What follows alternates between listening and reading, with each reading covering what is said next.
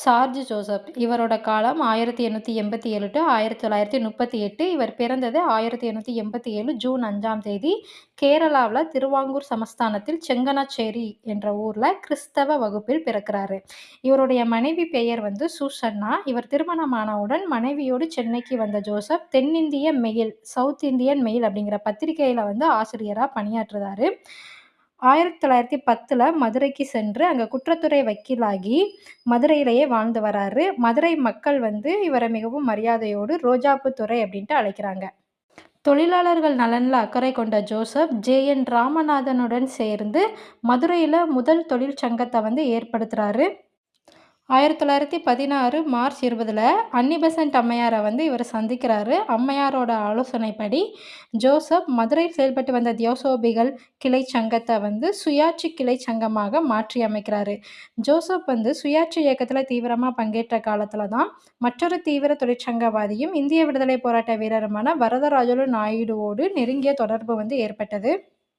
Rowlatt சத்தியாகிரகம் சம்பந்தமா சென்னைக்கு வந்த காந்தியை 1919 மார்ச் 22ஆம் தேதி மெரினா கடற்கரையில் ராஜாஜி ஜோசப்க்கு அறிமுகப்படுத்துறாரு. அன்றைய தினத்திலிருந்து ஜோசப்க்கும் காந்திக்கும் இடையே நெருங்கிய நட்பு ஏற்படுது. தமிழ்நாட்டு சுற்றுப்பயணத்தை முடித்து கொண்ட காந்தி மதுரை திரும்பி ஜோசப்போட பங்களாவில் 4 நாட்கள் தங்குறாரு. 1919 மார்ச் 26 to 30.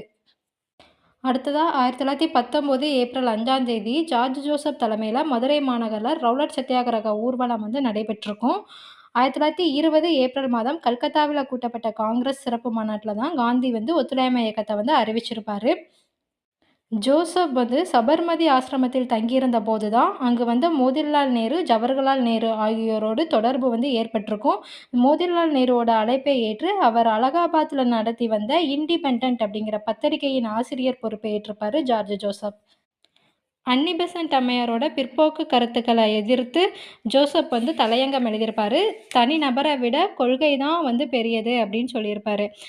அதற்காக சிறையிலையும் அடைக்கப்பட்டிருப்பாரு. சிறையிலிருந்து திரும்பிய ஜோசப் காந்தி நடத்தி வந்த யங் இந்தியா பத்திரிகையோட ஆசிரியராக 6 மாதம் பணியாற்றியிருப்பாரு. 1925 ஜனவரி மாதம் காந்தி ஜோசப் வீட்டில் தங்கியிருந்த போது அவரை காண வந்த கிராம மக்களோட ஏழ்மையையும் வறுமையையும் கண்டு தனது பாரம்பரிய உடையை களைந்துவிட்டு அரையாடை அணிந்து வரலாற்று சாதனை படைத்தார் காந்தி.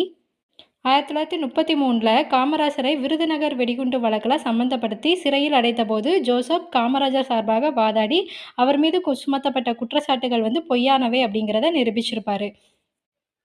1937 ஜூலை மாதம் ஜோசப் மத்திய சட்டமன்றத்துக்கு தேர்ந்தெடுக்கப்பட்டிருப்பார். நன்றி.